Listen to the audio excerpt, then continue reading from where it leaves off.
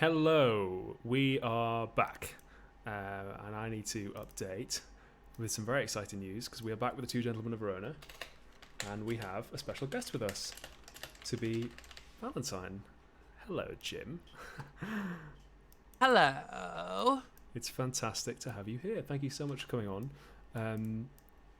I will. I said in the pre-show I will keep going until my medicine kicks in, and then I just fall unconscious. Oh, I envy you that. But yeah, don't worry. Stick around as long as you can. It's not the RSC. It's just a bit of fun. Long time since I did Shakespeare. I did performing arts and drama in college and everything. So the last time I messed around with Shakespeare was The Tempest. Oh, The Tempest is what we're doing last. It was the one I did first, actually. It's my first ever role. I got a fondness for Tempest because I did The Tempest, and I was also in just a school play, but the school production. But I loved it. Of Return to the Forbidden Planet. Oh, amazing! Where I played Ariel, and I learned to rollerblade specifically for it. That's that was class. a lot of fun. I was Ariel. I had to shave all of my body hair off and just walk around in little pants. Oh, fun! It was great. Anyway. We've got the two gentlemen of Verona. We've also got almost $24,000 for the Samaritans. So people, please do keep donating as we crack on straight away. I believe you have the first line, Jim. Act 1, Scene 1. Persuade, my loving Proteus, homekeeping youth have ever homely wits. Wert not affection chains thy tender days to the sweet glances of thy honoured love. I rather would entreat thy company to see the wonders of the world abroad, than living dully sluggardized at home, wear out thy youth with shapeless idleness. But since thou lovest, love still and thrive therein, even as I would when I to love begin. Wilt thou be gone, sweet Valentine, adieu? Think on thy Proteus, when thou haply seest some rare noteworthy object in thy travel. Wish me partaker in thy happiness, when thou dost meet good hap, and in thy danger, if ever danger do environ thee, commend thy grievance to my holy prayers, for I will be thy beadsman, Valentine. And on a love book pray for my success. Upon some book I love, I'll pray for thee. Shallow story of deep love. How young Leander crossed the Hellespont. That's a deep story of a deeper lore, for he was more than over shoes in love. 'Tis true, for you are over boots in love, and yet you never swum the Hellespont. Over the boots? Nay, give me not the boots. Not, for it boots thee not. What? Where scorn is bought with groans, coy looks with hearts... I almost said hearts or thighs. Coy looks with hearts or sighs, one fading moment's mirth, with 20 watchful, weary, tedious nights. If haply won, perhaps a hapless gain. If lost, why then a grievous labour won. However, but a folly bought with wit, or else a wit by folly vanquished. So by your circumstance, you call me fool. So, by your circumstance, I fear you'll prove. 'Tis love, you cavalier lads. I am not love. Master, for he masters you, and he that is so yoked by a fool, methinks should not be chronicled for wise. Yet writers say, as in the sweetest bud, the eating canker dwells, so eating love inhabits in the finest wits of all. Writers say, as the most forward bud is eaten by the canker ere it blow, even so by love the young and tender wit is turned to folly, blasting in the bud, losing his verdure even in the prime, and all the fair effects of future hopes. But wherefore waste I time to counsel thee, that art a votary to fond desire? Once more, adieu! My father at the road expects my coming, there to see me shipped. And thither will I bring thee, Valentine. No, now let us take our leave. To Milan, let me hear from thee by letters of thy success in love, and what news else betideth here in absence of thy friend, and likewise will visit thee with mine. All happiness perchance to thee in Milan. As much to you at home, and so, farewell. He after honour hunts, I after love. He leaves his friends to dignify them more. I leave myself, my friends, and all for love. Thou, Julia, Thou hast metamorphosed me, made me neglect my studies, lose my time, war with good counsel, set the world at naught, made wit with musing weak, heart sick with thought. And then comes Speed. And I don't know if we have anyone to play Speed, but if we don't, it might just be me in a Geordie accent. Sir Proteus! Oh, it's you! Oh, brilliant! Enter Speed! Sir Proteus, save you. Saw you my master? But now he parted hence to embark for Milan. 20 to 1 then he is shipped already, and I have played the sheep in losing him. Indeed, a sheep doth very often stray, and if the shepherd be a while away. You conclude that my master is a shepherd then, and I a sheep? I do. Why then my horns are his horns, whether I wake or sleep. A silly answer, and fitting well a sheep. This proves me still a sheep. True, and thy master a shepherd. Nay, that I can deny by circumstance. It shall go hard, but I'll prove it by another. The shepherd seeks the sheep, and not the sheep the shepherd. But I seek my master, and my master seeks not me. Therefore I am no sheep. The sheep for fodder follow the shepherd for food follows not the sheep. Thou for wages followest thy master for wages follows not thee, therefore thou art a sheep! Such another proof will make me cry, "Bah!" But dost thou hear? Gavest thou my letter to Julia? I, sir, I, a lost mutton, gave your letter to her, a laced mutton, and she, a laced mutton, gave me a lost mutton, nothing for my labor. Here's too small a pasture for such store of muttons. If the ground be overcharged, you were best stick her. Nay, in that you are astray, 'twere best pound you. Nay, sir, less than a pound shall serve me for carrying your letter. You mistake, I mean the pound... a pinfold. From a pound to a pin? Fold it over and over, 'tis threefold too little for carrying a letter to your love. But what said she? I... Nod? Why, that's Noddy. You mistook, sir. I say she did nod, and you ask me if she did nod, and I say aye. And that set together is Noddy. Now you have taken the pains to set it together. Take it for your pains. No, you shall have it for bearing the letter. Well, I perceive I must be fain to bear with you. Why, sir, how do you bear with me? Marry, sir, the letter very orderly, having nothing but the word naughty for my pains. Beshrew me, but you have a quick wit. And yet it cannot overtake your slow purse. Come, open the matter in brief. What said she? Open your purse, that the money and the matter shall be both at once delivered. Very well, sir. Here's for your pains. And what said she? Surely, sir, I think you'll hardly win her. Why? Couldst thou perceive so much from her? Sir, I could perceive nothing at all from her. No, not so much as a ducat for delivering your letter. And being so hard to me that brought your mind, I fear she'll prove as hard to you in telling your mind. Give her no token but stones, for she's as hard as steel. What said she? Nothing? No, not so much as take this for thy pains. To testify your bounty, I thank you. You have testerned me. In requital whereof, henceforth carry your letters yourself. And so, sir, I'll commend you to my master. Oh, go, be gone, to save your ship from wreck, which cannot perish, having thee aboard, being destined to a drier death on shore. I must go send some better messenger. I fear my Julia would not deem my lines, receiving them from such a worthless post. And enter Julia and Lucetta. Do we have those, or are they also me? I'm here. We got it. Brilliant, fantastic. I will update the guests while you all are doing this scene then.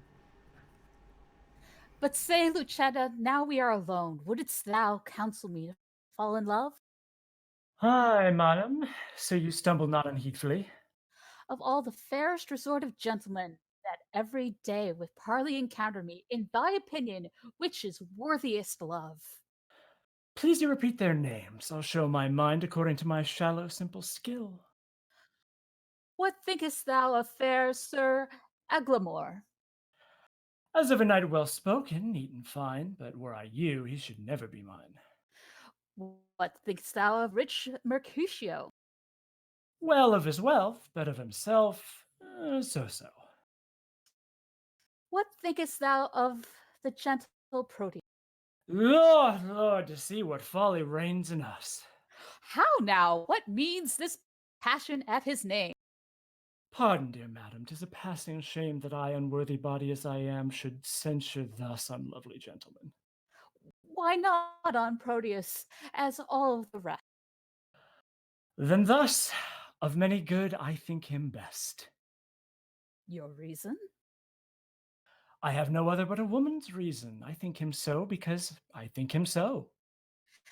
And wouldst thou have me cast my love on him? Aye, if you thought your love not cast away. Why, he of all the rest hath never moved me. Yet he of all the rest I think best loves ye. His little speaking shows his love but small. Fire, that's closest kept burnings most of all. They do not love that do not show their love. Oh, they love least that let men know their love. I would I knew his mind. Peruse this paper, madam. To Julia, say, from whom? That the contents will show. Say who gave it thee. Valentine's page and sent, I think, from Proteus. He would have given it you, but I, being in the way, did in your name receive it. Pardon the fault, I pray. Now, by my modesty, a goodly broker, dare you presume to harbor wanton lines, to whisper and conspire against my youth? Now, trust me, 'tis an office of great worth, and you an officer fit for the place, or else return no more into my sight. Oh, to plead for love deserves more fee than hate. Will ye be gone? That you may ruminate. And yet would I had overlooked the letter. It were a shame to call her back again and pray her to a fault for which I chide her. What a fool is she that knows that I am a maid, and would not force the letter to my view, since maids in modesty say no to that which they would have the profferer construe aye. Fie, how wayward is this foolish love that, like a testy babe, will scratch the nurse and presently all humbled kiss the rod. How churlishly I chide Lucetta hence, when willingly I would have had her here. How angrily I taught my brow to frown, when inward joy enforced my heart to smile. My penance is to call Lucetta back and ask remission for my folly past. What ho, Lucetta! What would your ladyship? It's near dinner time. I would it were, that you might kill your stomach on your meat and not upon your maid. What it's that you look up so gingerly? Oh, nothing. Why didst thou stoop that? To take a paper up that I let fall. And is that paper nothing? Nothing concerning me. Then let it lie for those that it concerns. Madam, it will not lie where it concerns, unless it have a false interpreter. Some love of yours hath writ to you in rhyme. That it might sing it, madam, to a tune, give me a note your ladyship can set. As little by such toys may be possible, best sing it to the tune of Light of Love. Oh, it's too heavy for so light a tune. Heavy? Belike it hath some burden then? Aye, and melodious were it, would you sing it? And why not you? I cannot reach so high. Let's see your song. How now, minion? Keep tune there still, so you will sing it out, and yet methinks I do not like this tune. You do not? No, madam, it's too sharp. You, minion, are too saucy. Nay, now you are too flat and mar the concord with too harsh a dissent. There wanteth but to mean to fill your song. The mean is drowned with your unruly bass. Indeed, I bid the bass for Proteus. This babble shall not henceforth trouble me. Here's a coil with protestation. Tears the letter. Go get you gone and let the papers lie. You would be fingering them to anger me. She makes it strange, but she would be best pleased to be so angered with another letter. Nay, would I be so angered with the same. O hateful hands to tear such loving words! Injurious wasps to feed on such sweet honey and kill the bees that yield it with your stings. I'll kiss each several paper for a man. Look, here is writ, kind Julia, Unkind Julia, as in the revenge of thy ingratitude, I throw thy name against the bruising stones, trampling contemptuously on thy stain. And here is writ, love wounded Proteus. Poor wounded name, my bosom as a bed shall lodge thee till thy wound be thoroughly healed. And thus I search it with a sovereign, but twice or thrice was Proteus written down. Be calm, good wind, blow not a word away till I have found each letter in the letter, except mine own name, that some whirlwind bear unto a ragged, fearful, hanging rock, and throw it thence into the raging sea. Lo, here in one line his name twice, poor, forlorn Proteus, passionate Proteus, to the sweet Julia. That I'll tear away, and yet I will not. Sith so prettily he couples it with his complaining name. Thus I will fold them one on another. Now kiss, embrace, contend, do what you will. Madam, dinner is ready, and your father stays. Well, let us go. What, shall these papers lie like telltales here? If you respect them, best to take them up. Nay, I was taken up for laying them down, yet here they shall not lie for catching cold. I see you have a month's mind to them. Aye, madam, you may say what sights you see. I see things too, although you judge I wink. Come, come, wilt please you go? And they leave, and in comes Antonio and Pantino. I'll be Tell Pantino. me. Yeah. Oh, tell me, Pantino, what sad talk was that, wherewith my brother held you in the cloister? 'Twas of his nephew Proteus, your son. Why? What of him? He wondered that your lordship would suffer him to spend his youth at home, while other men of slender reputation put forth their sons to seek preferment out, some to the wars to try their fortune there, some to discover islands far away, some to the studious universities. For any or all these exercises, he said that Proteus your son was meet, and did request me to importune you to let him spend his time no more at home, which would be great impeachment to his age, in having known no travel in his youth. Nor needest thou much importune me to that whereon this month I have been hammering. I have considered well his loss of time, and now he cannot be a perfect man. Not being tried and tutored in the world, experience is by industry achieved, and perfected by the swift course of time. Then tell me, whither were I best to send him? I think your lordship is not ignorant how his companion, youthful Valentine, attends the emperor in his royal court. I know it well. 'Twere good, I think, your lordship sent him thither. There shall he practise tilts and tournaments, hear sweet discourse, converse with noblemen, and be in eye of every exercise worthy his youth and nobleness of birth. I like thy counsel. Well hast thou advised, and that thou mayest perceive how well I like it. The execution of it shall be made known. Even with the speediest expedition, I shall dispatch him to the Emperor's court. Tomorrow, may it please you, Don Alfonso, with other gentlemen of good esteem, are journeying to salute the emperor and to commend their service to his will. Good company. With them shall Proteus go, and in good time. Now we shall break with him. Sweet love. This is me as Proteus entering. Sweet love, sweet lines, sweet life. Here is her hand, the agent of her heart. Here is her oath for love, her honour's pawn. Oh, that her fathers would applaud our loves, to seal our happiness with their consents. Oh, heavenly Julia.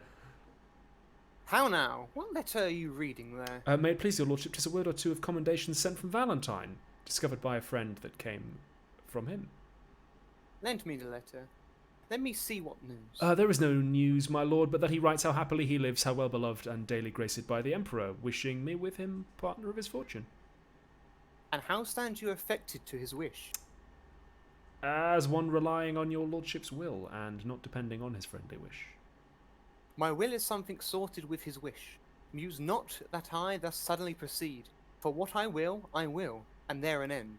I am resolved at that shall spend some time with Valentinus in the Emperor's court, with what maintenance he from his friends received, like expedition thou shalt have from me. Tomorrow be in readiness to go. Excuse it not, for I am pretemporary. My lord, I cannot be so soon provided. Please you deliberate a day or two? Look, thou'st once shall be sent after thee.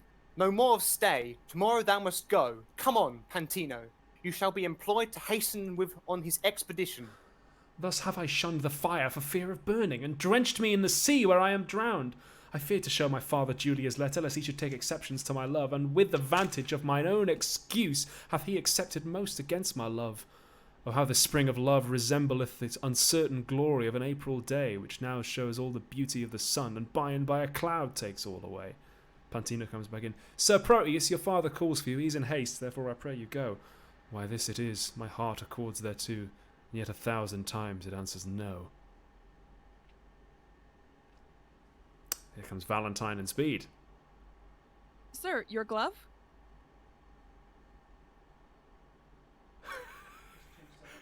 I don't know. I'll fill in for Jim for now.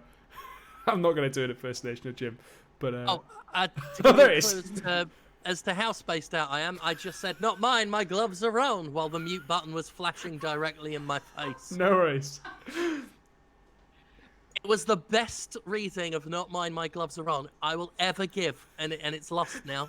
I'll take your word for it. They're lobster Why, then, gloves. this may be yours, for this is but one. Let me see. Aye, give it me. It's mine. Sweet ornament that decks a thing divine. Ah, Silvia, Silvia. Madame Silvia? Madame Silvia! Bruh. She is not within hearing, sir. Why, sir, who bade you call her? Your worship, sir, or else I mistook. Still be too forward. And yet I was last chidden for being too slow. Go to, sir. Tell me, do you know Madame Silvia? She that your worship loves? Know you that I am in love? Marry, by these special marks. First, you have learned, like Sir Proteus, to wreathe your arms like a malcontent, to relish a love song like a robin redbreast, to walk alone like one that had the pestilence, to sigh like a schoolboy that had lost his ABC, to weep like a young wench that had buried her grandam, to fast like one that takes diet, to watch like one that fears robbing, to speak pulling like a beggar at Hallowmas. You were wont, when you laughed, to crow like a cock, when you walked, to walk like one of the lions. When you fasted, it was presently after dinner. When you looked sadly, it was for want of money. And now you are metamorphosed with a mistress, that when I look on you, I can hardly think you my master. Are all these things perceived in me? They are all perceived without ye. Without me? Without you, nay, that's certain, for without you were so simple, none else would. But you are so without these follies that these follies are within you and shine through you like the water in a urinal, that not an eye that sees you, but is a physician to comment on your malady. Tell me, dost thou know my lady Silvia? She that you gaze on so as she sits at supper? Hast thou observed that? I mean, Why, sir, I know her not. dost thou know her by my gazing on her, and yet knowest her not? Is she not hard favoured, sir? The boy is well favoured. Sir, I know that well enough. What dost thou know? That she is not so fair as, of you, well favoured.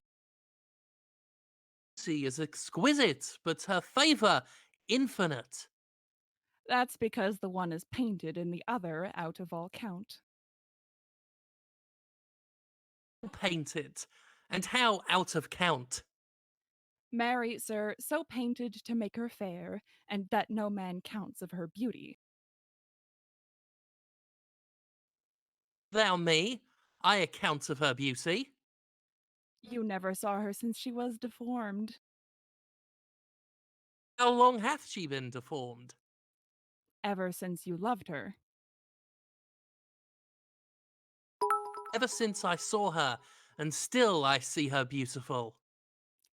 If you love her, you cannot see her.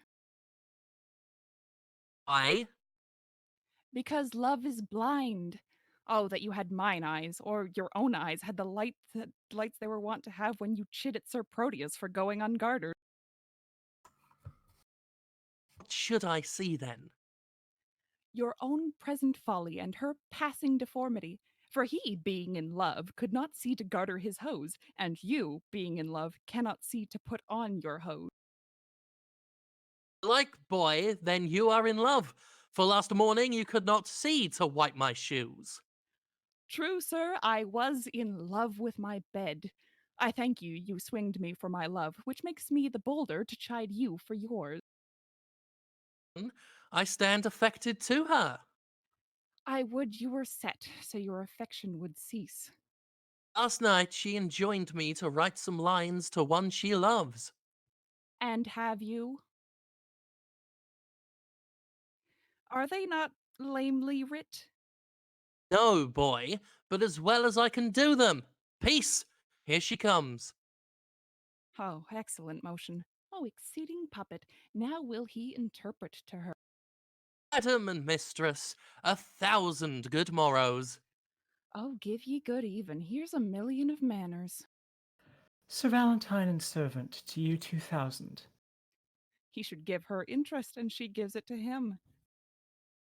Me, I have writ your letter unto the secret nameless friend of yours, which I was much unwilling to proceed in, but for my duty to your ladyship. I thank you, gentle servant. 'Tis very clerkly done. Trust me, madam, it came hardly off, for being ignorant to whom it goes, I writ at random, very doubtfully. Perchance you think too much of so much pains. Oh, madam, so it stead you. I will write, please you command, 1,000 times as much, and yet. A pretty period. Well, I guess the sequel, and yet I will not name it, and yet I care not. And yet take this again, and yet I thank you, meaning henceforth to trouble you no more. And yet you will, and yet another yet. What means your ladyship? Do you not like it? Yes, yes, the lines are very quaintly writ, but since unwillingly take them again, nay, take them. Madam, they are for you. Aye, aye, you writ them, sir, at my request, but I will none of them. They are for you. I would have had them writ more movingly. I'll write your ladyship another. And when it's writ, for my sake, read it over, and if it please you, so; if not, why so? If it please me, madam, what then? Why, if it please you, take it for your labor, and so good morrow, servant. Oh, just unseen, inscrutable, invisible as a nose on a man's face, or a weathercock on a steeple. My master sues to her, and she hath taught her suitor, he being her pupil, to become her tutor. Oh, excellent device! Was there ever heard a better, that my master, being scribe, to himself should write the letter? Now, sir, what are you reasoning with yourself? Nay, I was rhyming, 'tis you that have the reason. What? To be a spokesman for Madame Silvia? To yourself. Why, she woos you by a figure. Figure. By a letter, I should say. Why, she hath not writ to me. What need she when she hath made you write to yourself? Why, do you not perceive the jest? Leave me. No, believing you indeed, sir, but did you perceive her earnest? Gave me none, except an angry word. Why, she hath given you a letter, Writ to her friend. and that letter hath she delivered, and there an end. I would it were no worse. I'll warrant you 'tis as well, for often have you writ to her, and she, in modesty, or else for want of idle time, could not again reply, or fearing else some messenger that might her mind discover, herself hath taught her love himself to write on to her lover. All this I speak in print, for in print I found it. Why muse you, sir? 'Tis dinner time. I have dined. I but hearken, sir, though the chameleon love can feed on the air. I am one that am nourished by my victuals, and would fain have meat. Oh, be not like your mistress. Be moved. Be moved. And so they go. And in comes Proteus and Julia. And I say, have patience, gentle Julia. I must, where there is no remedy. When possibly I can, I will return. If you turn not, you will return the sooner. Keep this remembrance for thy Julia's sake. And I give you a ring. Give me a ring. And I give you a ring. I say, well, then we'll make an exchange. Here, take you this. And seal the bargain with a holy kiss. Here is my hand for my true constancy. And when that hour slips me in this day, wherein I sigh not Julia for thy sake, the next ensuing hour some foul mischance torment me for my love's forgetfulness. My father stays my coming, answer not. The tide is now, nay, not the tide of tears, that tide will stay me longer than I should. Julia, farewell. And she goes. And I leave. What, gone without a word? Aye, so true love should do, it cannot speak. For truth hath better deeds than words to grace it. Pantino comes in. Sir Proteus, you are stayed for. Go, I come. Alas, this parting strikes poor lovers dumb. Am I Lance? I'm Oh, Launce. brilliant. I am here, about to say many things. Nay, till be this hour here, I have done weeping. All the kind of the Launces have this very fault. I have received my proportion, like the prodigious son, and am going with Sir Proteus to the imperial court. I think Crab, my dog, be the sorest natured dog that lives. My mother weeping, my father wailing, my sister crying, our maid howling, our cat wringing her hands, and all our house in great perplexity. Yet did not this cruel-hearted cur shed one tear? He is stone, a very pebble stone, and has no more pity in him than a dog. A man of indescript ethnicity would have wept to have seen our parting. Why, my grandam, having no eyes, look you, wept herself blind at my parting. Nay, I'll show you the manner of it. This shoe is my father. No. This left shoe is my father. No.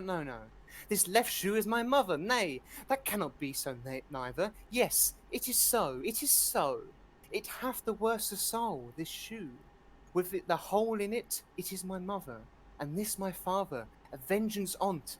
There 'tis now. Sit this staff is my sister. For, look you, she is as white as a lily, and as small as a wand. This hat is Nana, our maid. I am the dog, no, the dog is himself. I am the dog, oh, the dog is me. I am myself, so now. Come I to my father, father, your blessing. Now should not the shoe speak a word for weeping. Now should I kiss my father. Well, he weeps on. Now I come to my mother. Oh, that she could speak now like a wood woman. Will I kiss her? Why there, here's my mother's breath up and down. Now come I to my sister. Mark the moan she makes. Now the dog all this but while sheds not a tear, nor speaks a word. But see now I lay in the dust of my tears. Lance, away, aboard! Thy master is shipped, and thou art to post after with oars. What's the matter? Why weepest thou, man? Away, ass, you'll lose the tide if you tarry any longer. It is no matter if the tide were lost, for it is the unkindest tide that ever any man tied. What's the unkindest tide? Why, he that's tied here, Crab, my dog. Man, I mean thou'lt lose the flood, and in losing the flood lose thy voyage, and in losing thy voyage lose thy master, and in losing thy master lose thy service, and in losing thy service... Why dost thou stop my mouth? For fear thou shouldst lose thy tongue. Where should I lose my tongue? In thy tail. In thy tail? Lose the tide, and the voyage, and the master, and the service, and the tide. Why, man, if the river were dry, I am able to fill it with my tears. If the wind were down, I could drive the boat with my sighs. Come away, man. I was sent to call thee. Sir, call me what thou darest. Wilt thou go? Well, I will go. And I need to update the goals because we've just blazed past 25,000. Nice. What were we on? 25,397.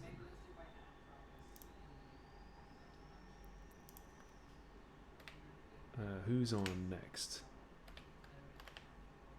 Are we jumping straight into scene 4? Yeah, please do. I'll Okay, update this. cool. I don't think I'm in it unless I'm Thurio. No, that's also me. Brilliant. Crack on. Servant. Mistress? Master, Sir Thurio frowns on you. Aye, boy, it's for love. Not of you. Then, 'Twere good you knocked him. Servant, you are sad. indeed, madam, I seem so. Seem you that you are not? Ooh, So do counterfeits. do you? What seem I that I am not? What instance of the contrary? And how quote you my folly? In your jerkin. My jerkin is a doublet. Well then, folly. How? What, angry Sir Thurio? Do you change color? Give him leave, madam. He is a kind of chameleon. That hath more mind to feed on your blood than live in your air. Sir, Ay, sir, and done too, for this time. know it well, sir. You always end ere you begin. A fine volley of words, gentlemen, and quickly shot off. We thank the giver. Who is that servant? Great lady, for you gave the fire. Sir Thurio borrows his wit from your ladyship's looks, and spends what he borrows kindly in your company. Sir, if you spend word for word with me, I shall make your wit bankrupt. I know it well, sir. You have an exchequer of words, and I think no other treasure to give your followers, for it appears by their bare liveries that they live by your bare words. No more, gentlemen, no more. Here comes my father. Now, daughter Silvia, you are hard beset. Sir Valentine, your father is in good health. What say you to a letter from your friends of much good news? My lord, I will be thankful to any happy messenger from thence. Know ye Don Antonio, your countryman? Lord, I know the gentleman to be of worth and worthy estimation, and not without desert so well reputed. Hath he not a son? Aye, my good lord, a son that well deserves the honour and regard of such a father. You know him well? Self, for from our infancy we have conversed and spent our hours together, and though myself have been an idle truant, omitting the sweet benefit of time, to clothe mine age with angel-like perfection, yet hath Sir Proteus, for that's his name, made use and fair advantage of his days, his years but young, but his experience old, his head unmellowed, but his judgment ripe, and in a word, for far behind his worth comes all the praises that I now bestow. He is complete in feature and in mind, with all good grace to grace a gentleman. Beshrew me, sir. But if he makes this good, he is as worthy for an empress's love as to meet an emperor's counselor. Well, sir, this gentleman has come to me with commendation from great potentates, and here he means to spend his time a while. I think 'tis no unwelcome news to you. Should I have wished a thing, it had been he. Welcome him then according to his worth. Silvia, I speak to you, and you, Sir Thurio. For Valentine, I need not cite him to it. I will send him hither to you presently. And I exit. This is the gentleman I told your ladyship had come along with me, but that his mistress did hold his eyes locked in her crystal looks. I like that now she hath enfranchised them upon some other pawn for fealty. I think she holds them prisoners still. Nay, then he should be blind, and being blind, how could he see his way to seek out you? My lady, love hath 20 pair of eyes. They They say that love hath hath not an eye at all. I'll join in. See such lovers, Thurio, as yourself, upon a homely object love can wink. Have done. Here comes the gentleman. And here I come. Dear Proteus, mistress, I beseech you, confirm his welcome with some special favor. His worth is warrant for his welcome hither, if this be he you oft have wished to hear from.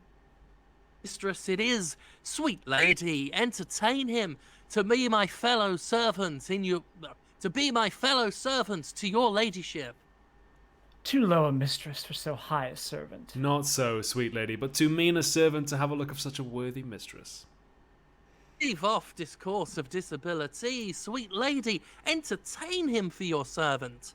My duty will I boast of, nothing else. And duty never yet did want his meed. Servant, you are welcome to a worthless mistress. Oh, I'll die on him that says so but yourself. That you are welcome. That you are worthless. Madam, my lord your father would speak with you. I wait upon his pleasure. Come, Sir Thurio, go with me. Once more, new servant, welcome. I'll leave you to confer of home affairs. When you have done, we look to hear from you. We'll both attend upon your ladyship.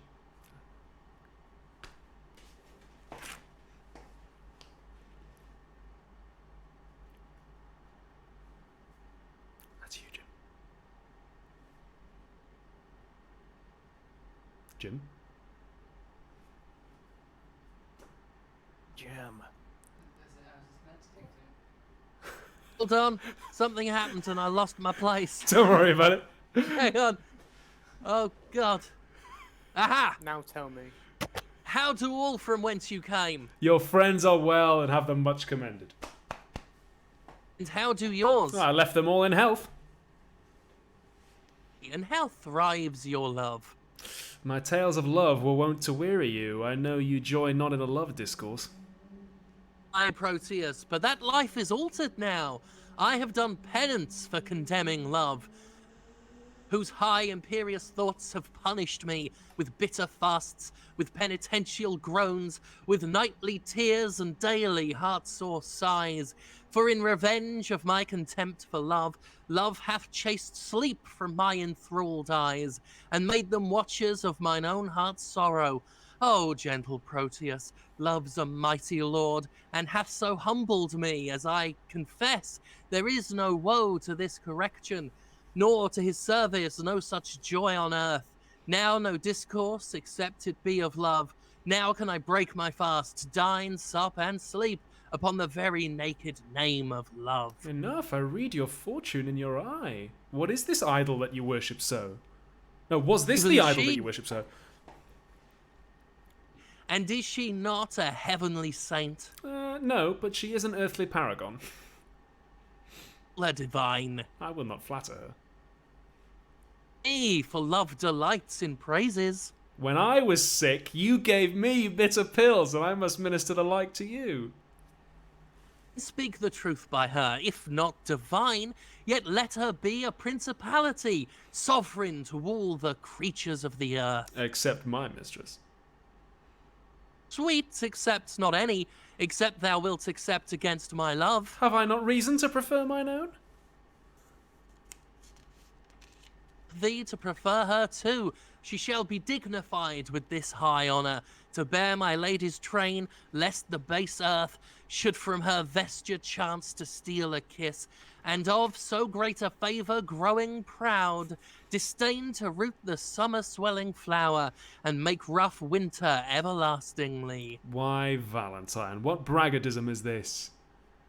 Pardon me, Proteus, all I can is nothing. To her whose worth makes others worth is nothing, she is alone. Then let her alone. Old, why, man, she is mine own, and I as rich in having such a jewel as 20 seas, if all their sand were pearl, the water nectar, and the rocks pure gold.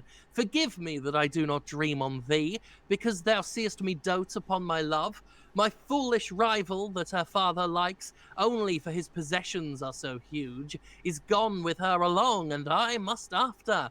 For love, thou knowest, is full of jealousy. But she loves you? And we are betrothed, nay, more. Our marriage hour, with all the cunning manner of our flight, determined of how I must climb her window, the ladder made of cords, and all the means plotted and agreed upon my plotted and greed on for my happiness? Good Proteus, go with me to my chamber in these affairs to aid me with thy counsel. Go on before, I shall inquire you forth. I must unto the road to disembark some necessaries that I needs must use, and then I'll presently attend you. Will you make haste? I will. And he leaves. Even as one heat another heat expels, or as one nail by strength drives out another, so the remembrance of my former love is by a newer object quite forgotten. Is it mine eye, or Valentine's praise? Her true perfection, or my false transgression that makes me reasonless to reason thus? She is fair, and so is Julia that I love. That I did love, for now my love is thawed, which like a waxen image gainst the fire bears no impression of the thing it was. Methinks my zeal to Valentine is cold, and that I love him not as I was wont. Oh, but I love his lady too much, and that's the reason I love him so little. How shall I dote on her with more advice, that thus without advice begin to love her? 'Tis but her picture I have yet beheld, and that hath dazzled my reason's light. But when I look on her perfections, there is no reason but I shall be blind. If I can check my erring love, I will. If not, to compass her, I'll use my skill. Oh no, I'm gonna steal your girl, Jim. Oh. Unbelievable. Sorry. Every time I find someone, you pin. Can you blame me though? That's so harsh. I'd go with Jim. Act 2, This scene is why. Keep calling me Jim Cuckling. Every single play this guy ever wrote was about cucks.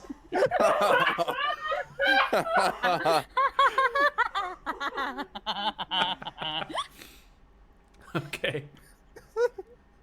Now it is my time to lament instead. All right. Launce, by mine honesty, welcome to Milan. Forswear not thyself, sweet youth, for I am not welcome. I reckon this always, that a man is never undone till he be hanged, nor never welcome to a place till some certain shop be paid and the hostess say, welcome. Come on, you madcap.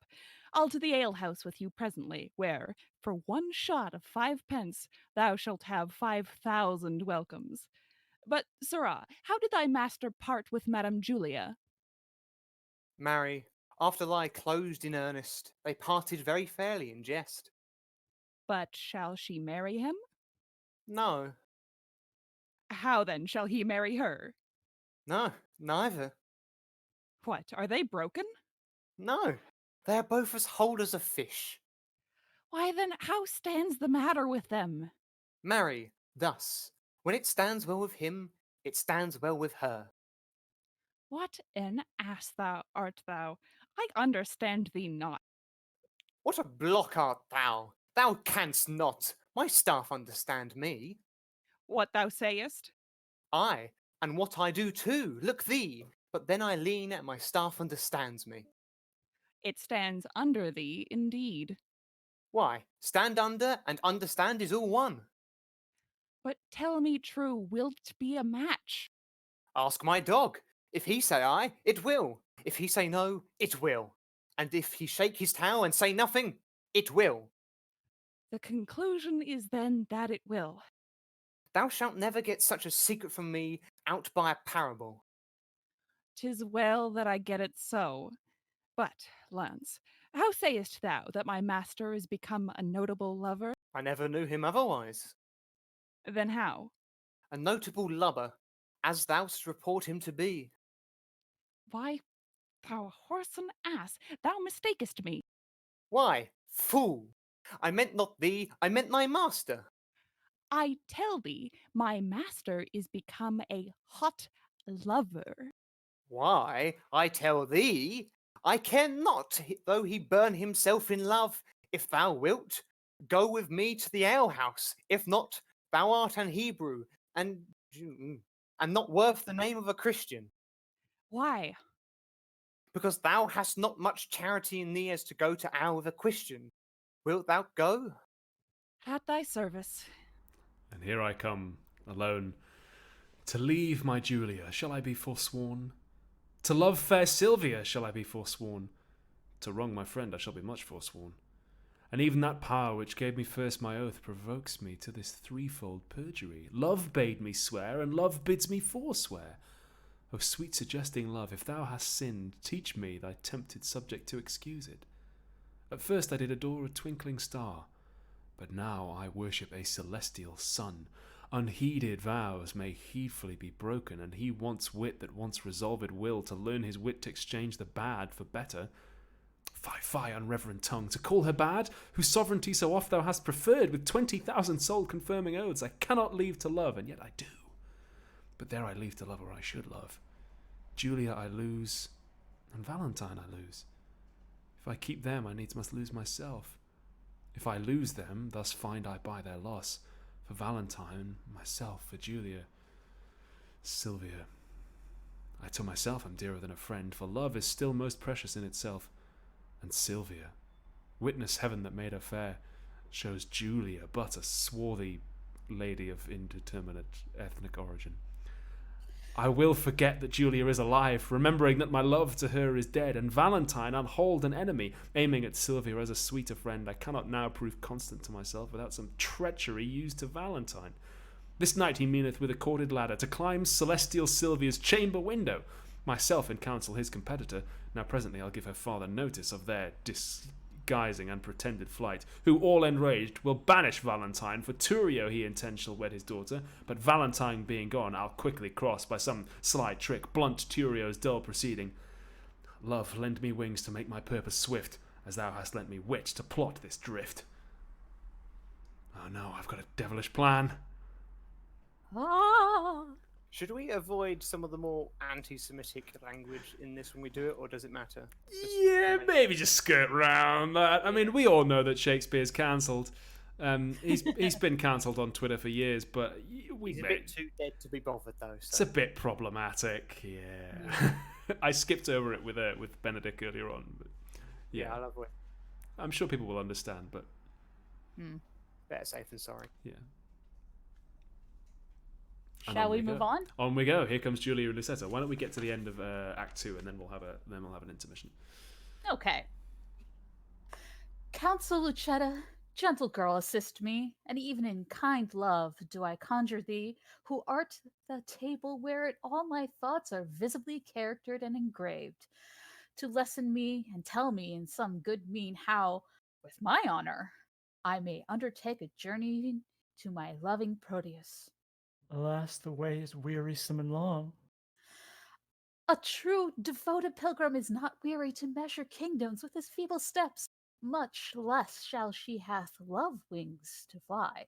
And then, when the flight is made to one so dear, of such divine perfection as Sir Proteus.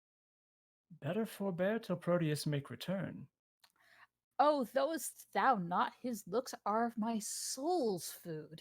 Pity the dearth that I have pined in by longing for that food for so long a time. Didst thou but know in the touch of love, thou wouldst as soon go kindle fire with snow as seek to quench the fire of love with words. I do not seek to quench your love's hot fire, but qualify the fire's extreme rage, lest it should burn above the bounds of reason. The more thou dammest it up, the more it burns. The current that with gentle murmur glides, thou knowest being stopped impatiently doth rage. But when his fair course is not hindered, he makes sweet music with enameled stones, giving a gentle kiss to every sedge he overtaketh in his pilgrimage. And so by many winding nooks he strays with willing sport to the wild ocean.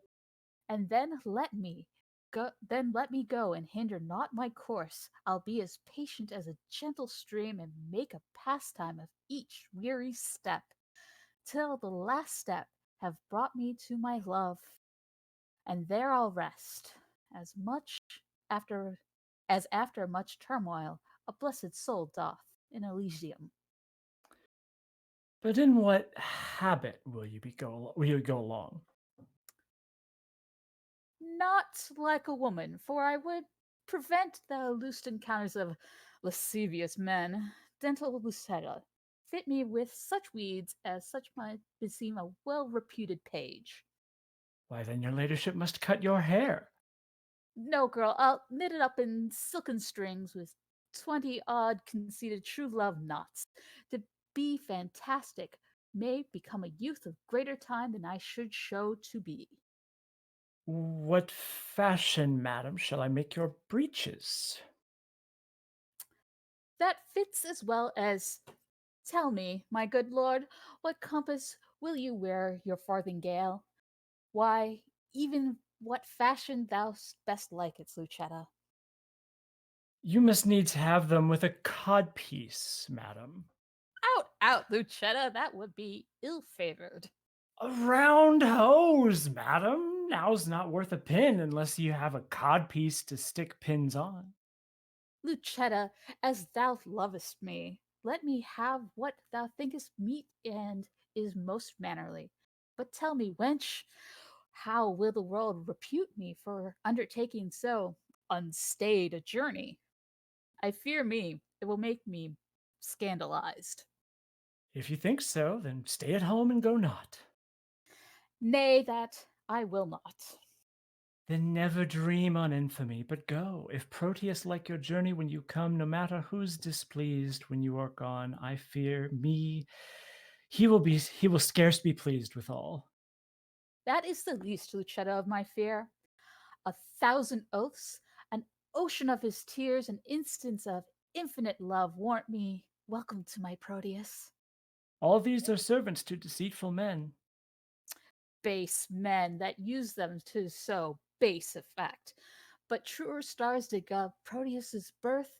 His words are bonds, his oaths are oracles, his love sincere, his thoughts immaculate, his tears pure messengers sent from his heart as far from fraud as heaven from earth. Oh, pray heaven he prove so when you come to him.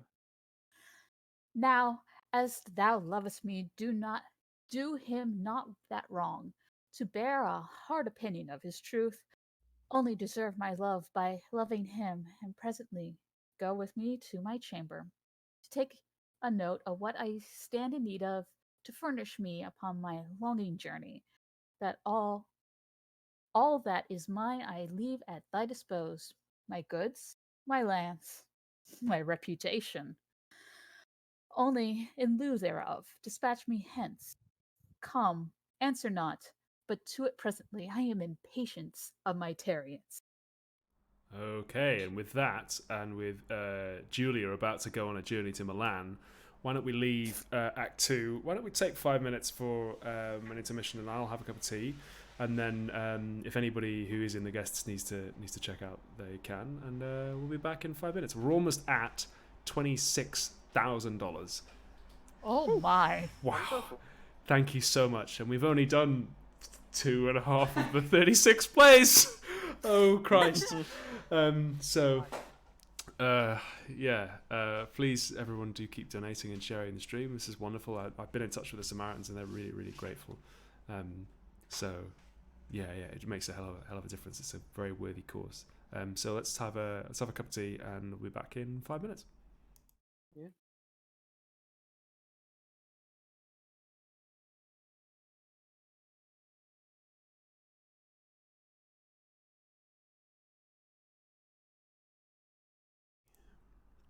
Okay, we are back with Act 3 of The Two Gentlemen of Verona. So Thurio, give us leave, I pray, a while. We have some secrets to confer about. And Thurio leaves. Now tell me, Proteus, what's your will with me? My gracious lord, that which I would discover the law of friendship bids me to conceal. But when I call to mind your gracious favours done to me, undeserving as I am, my duty pricks me on to utter that which else no worldly good should draw from me. No, worthy prince, Sir Valentine, my friend, this night intends to steal away your daughter. Myself am one made privy to the plot. I know you have determined to bestow her on Thurio, whom your gentle daughter hates, and should she thus be stolen away from you, it would be much vexation to your age. Thus, for my duty's sake, I rather chose to cross my friend in his intended drift than by concealing it heap on your head a pack of sorrows which would press you down, being unprevented, to your timeless grave. Proteus, I thank thee for thine honest care, which to requite command me while I live.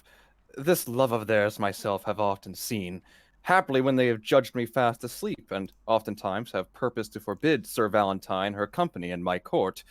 But fearing lest my jealous aim might err, and so unworthily disgrace the man, a rashness that I ever yet have shunned, I gave him gentle looks, thereby to find that which thyself hast now disclosed to me. And that thou mayst perceive my fear of this, knowing that tender youth is so soon suggested, I nightly lodge her in an upper tower, the key whereof myself have ever kept, and thence she cannot be conveyed away. No, noble lord, they have devised a mean how he her chamber window will ascend, and with a corded ladder fetch her down, for which the youthful lover now is gone, and this way comes he with it presently, where if it please you, you may intercept him. But, good my lord, do it so cunningly that my discovery be not aimed at, for love of you, not hate unto my friend, hath made me publisher of this pretence. Upon mine honor, he shall never know that I had any light from thee of this. Adieu, my lord. Sir Valentine is coming. And I run away.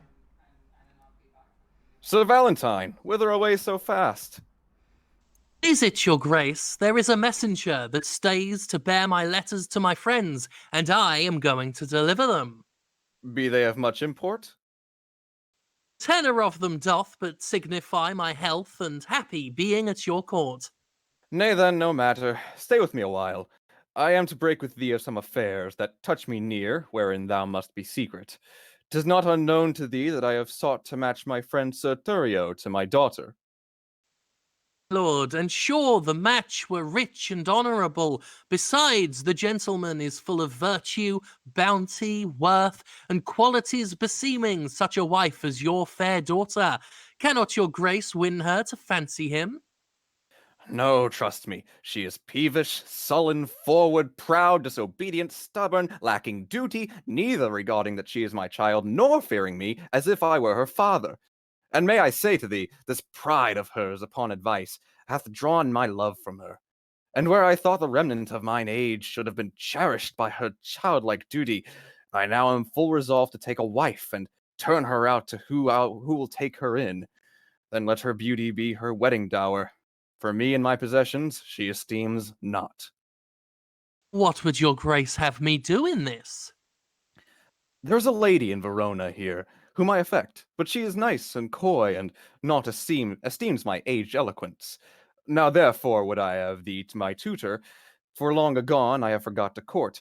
Besides, the fashion of the time is changed. How and which way I may bestow myself be regarded in her sun-bright eye.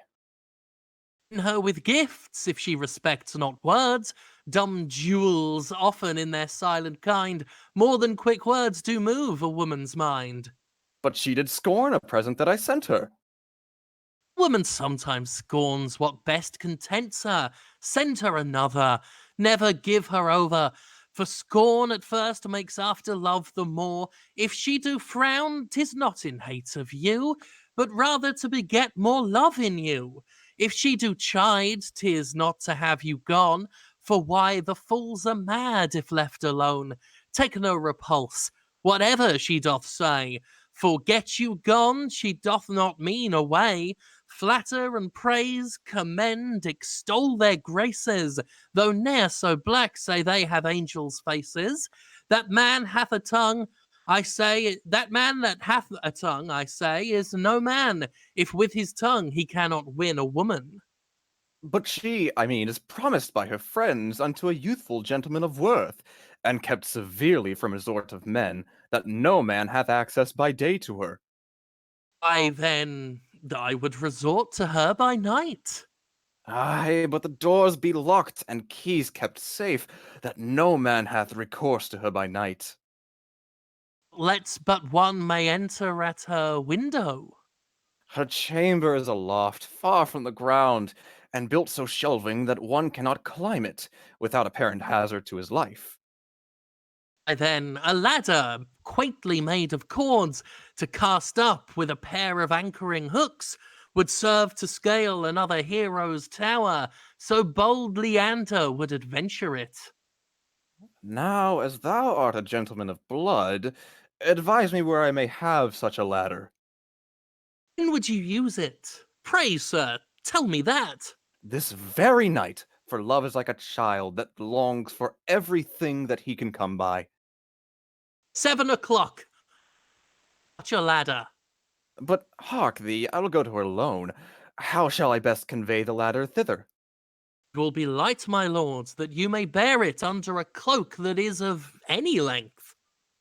A cloak as long as thine will serve the turn. Aye, my good lord? Then let me see thy cloak. I'll get me one of such another length. Cloak will serve the turn, my lord. How shall I fashion me to wear a cloak? I pray thee, let me feel thy cloak upon me. What letter is this? What letter is this same? What's here? To Silvia. And here an engine fit for my proceeding. I'll be so bold as to break the seal for once. My thoughts do harbor with my Silvia nightly, and slaves they are to me that send them flying. Oh, could their master come and go as lightly, himself would lodge here where senseless they are lying. My herald thoughts in thy pure bosom rest them, while I, their king, that hither them importune, do curse the grace that with such grace hath blessed them, because myself do want my servants' fortune. I curse myself, for they are sent by me. That they should harbor where their lord would be. What's here? Silvia, this night I will enfranchise thee. 'Tis so, and here's the ladder for the purpose. Why, Phaeton, for thou art Merup's son, wilt thou aspire to guide the heavenly car, and with thy daring folly burn the world? Wilt thou reach stars because they shine on thee? Go, base intruder, overweening slave, bestow thy fawning smiles on equal mates, and think my patience, more than thy desert, is privilege for thy departure hence. Thank me for this more than for all the favors, which all too much I have bestowed on thee. But if thou linger in my territories longer than swiftest expedition will give thee time to leave our royal court, by heaven, my wrath shall far exceed the love I ever bore my daughter or thyself. Begone! I will not hear thy vain excuse, but as thou lovest thy life, make speed from hence. And I leave. And why not death rather than living torment? To die is to be banished from myself, and Silvia is myself. Banished from her is self from self, a deadly banishment. What light is light if Silvia be not seen? What joy is joy if Silvia be not by? Unless it be to think that she is by and feed upon the shadow of perfection, except I be by Silvia in the night, there is no music in the nightingale. Unless I look on Silvia in the day, there is no day for me to look upon. She is my essence, and I leave to be, if I be not by her fair influence, fostered, illumined, cherished, kept alive, I fly not death to fly his deadly doom. Tarry I here, I but attend on death, but fly I hence, I fly away from life. And in comes me and Launce, and I say, "Run, boy, run, run, and seek him out." Soho, Soho. What seest thou?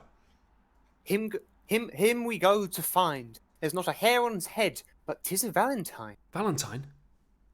No, Who then? His spirit? neither. What then? Can nothing speak? Master, shall I strike? Who wouldst thou strike? Nothing. Villain, forbear. Why, sir, I'll strike nothing. Sirrah, I pray. say forbear. Friend Valentine, a word. Ears are stopped and cannot hear good news. So much of bad already hath possessed them. Then in dumb silence will I bury mine, for they are harsh, untunable, and bad.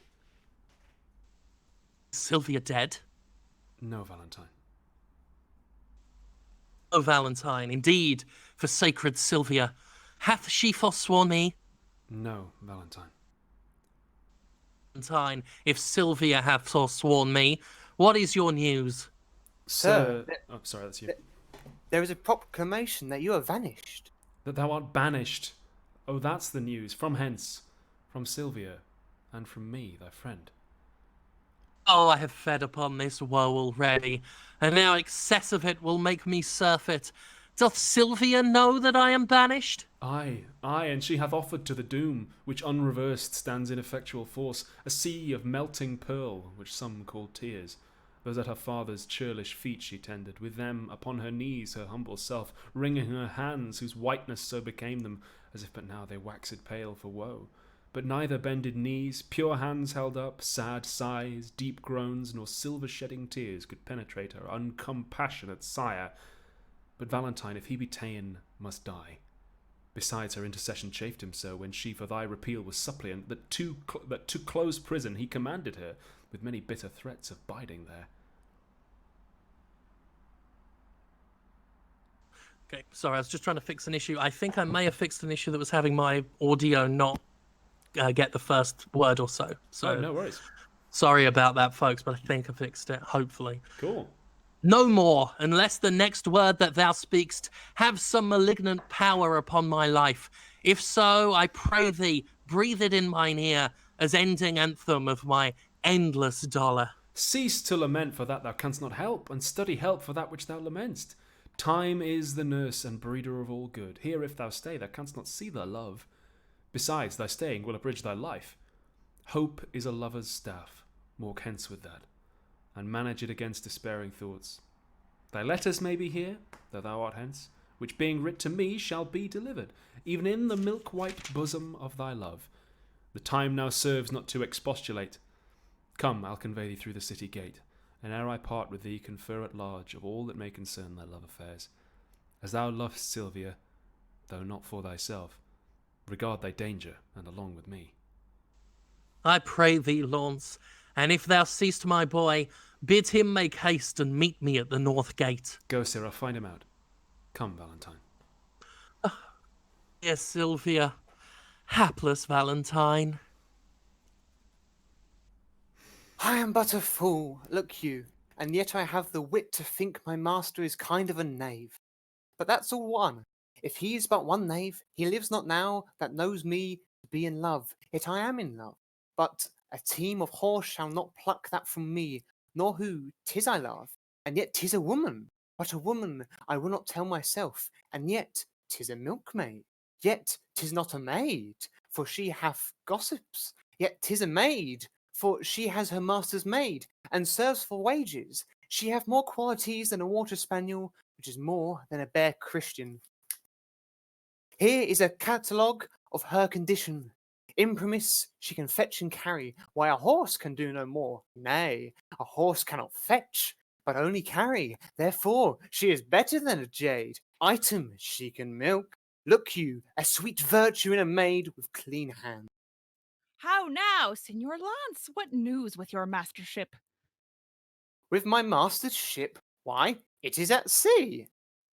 Well, your old vice still, mistake the word. What news then in your paper?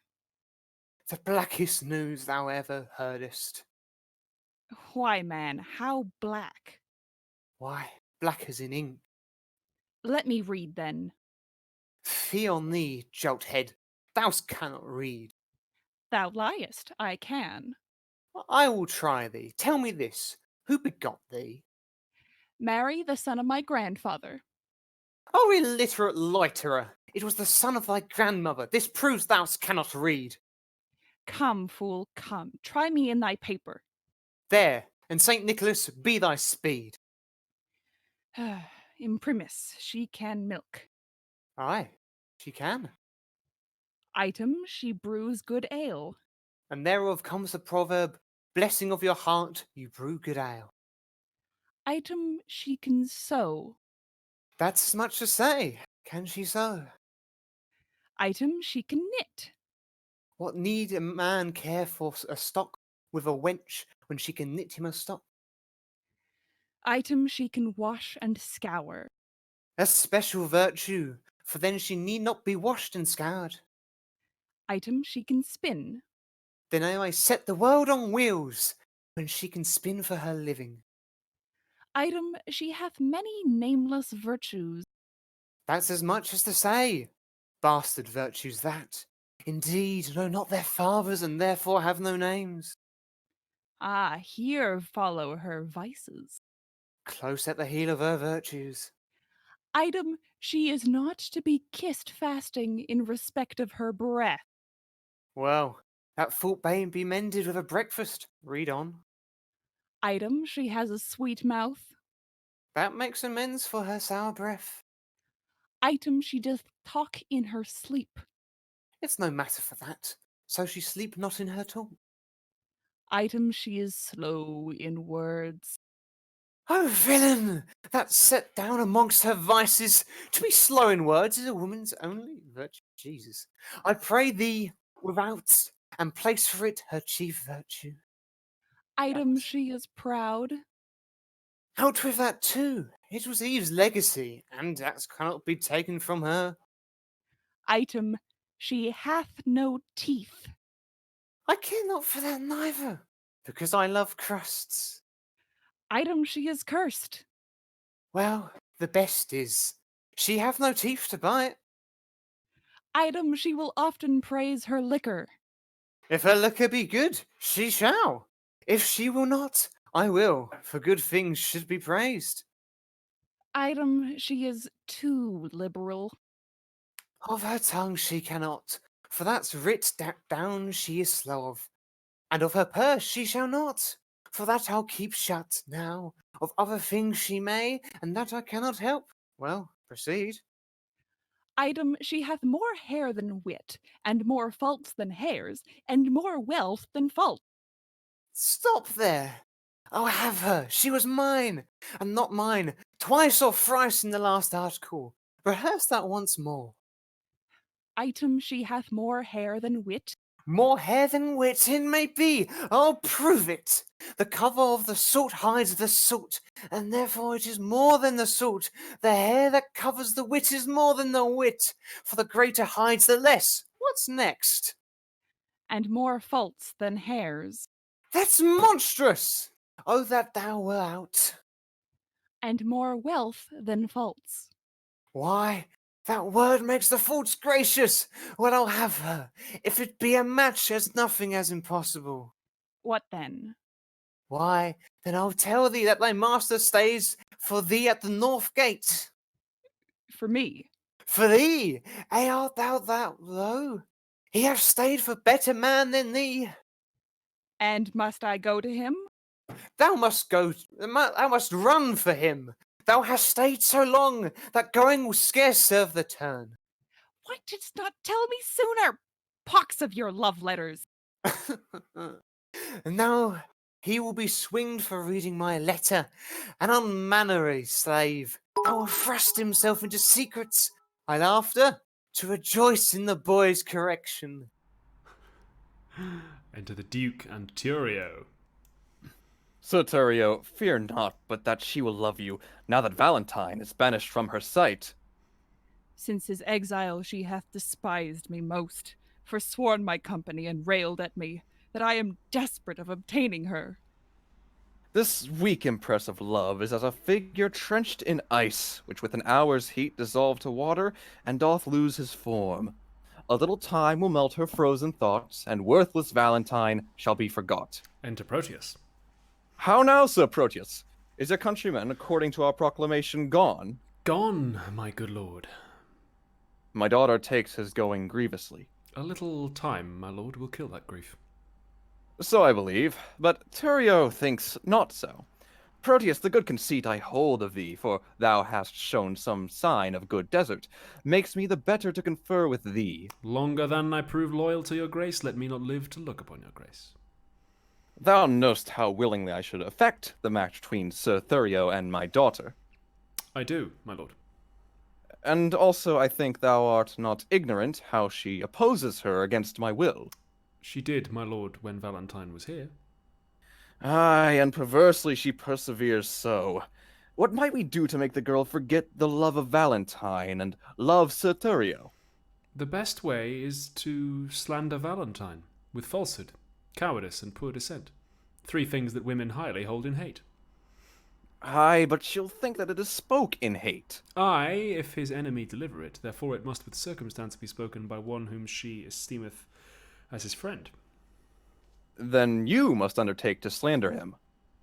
And that, my lord, I shall be loath to do. 'Tis an ill office for a gentleman, especially against his very friend. Where your good word cannot advantage him, your slander never can endamage him. Therefore the office is indifferent, being entreated to it by your friend. You have prevailed, my lord. If I can do it by aught that I can speak in his dispraise, she shall not long continue to love him. But say this weed her love from Valentine, it follows not that she will love Sir Thurio. Therefore, as you unwind her love from him, lest it should ravel and be good to none, you must provide to bottom it on me, which must be done by praising me as much as you in worth dispraise Sir Valentine. And Proteus, we dare trust you in this kind, because we know, on Valentine's report, you are already love's firm votary, and cannot soon revolt and change your mind. Upon this warrant shall you have access, where you with Silvia may confer at large. For she is lumpish, heavy, melancholy, and for your friend's sake will be glad of you. Where you may temper her by your persuasion to hate young Valentine and love my friend. As much as I can do I will effect. But you, Sir Thurio, are not sharp enough. You must lay lime to tangle her desires by wailful sonnets whose composed rhyme should be full fraught with serviceable vows. Aye, much as the force of heaven-bred prosody. Say that upon the altar of her beauty you sacrifice your tears, your sighs, your heart. Write till your ink be dry, and with your tears moist it again, and frame some feeling line that may discover such integrity. For Orpheus' lute was strung with poets' sinews, whose golden touch could soften steel and stones, make tigers tame, and huge leviathans forsake unsounded deeps to dance on sands.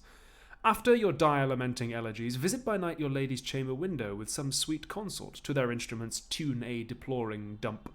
The night's dead silence will well become such sweet complaining grievance, this or else nothing will inherit her. This discipline shows thou hast been in love. And thy advice this night I'll put in practice. Therefore, sweet Proteus, my direction giver, let us into the city presently to sort some gentleman well skilled in music. I have a sonnet that will serve the turn to give the onset to thy good advice. About it, gentlemen. We'll wait upon your grace till after supper, and afterward determine our proceedings. Even now about it, I will pardon you. And so we leave. And then it says, enter certain outlaws. Fellows, stand fast. I see a passenger. If there be 10, shrink not, but down with them. Stand, sir, and throw a stout you have about ye. If not, we'll make you sit and rifle you. Sir, we are undone. These are the villains that all the travelers do fear so much.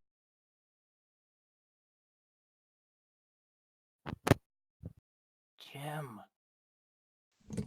Goddamn bloody mute button. Oh gosh. Bloody my friends! That's not so, sir. We are your enemies. Peace, we'll hear him. Oi, by my beard will we, for he's a proper man. Then know that I have little wealth to lose. A man I am crossed with adversity. My riches are these poor habiliments, of which you should here disfurnish me. You take the sum and substance that I have. Whither travel you? To Verona. Whence came you? Have you long sojourned there? 15 months and longer might have stayed, if crooked fortune had not thwarted me. What, were you banished thence?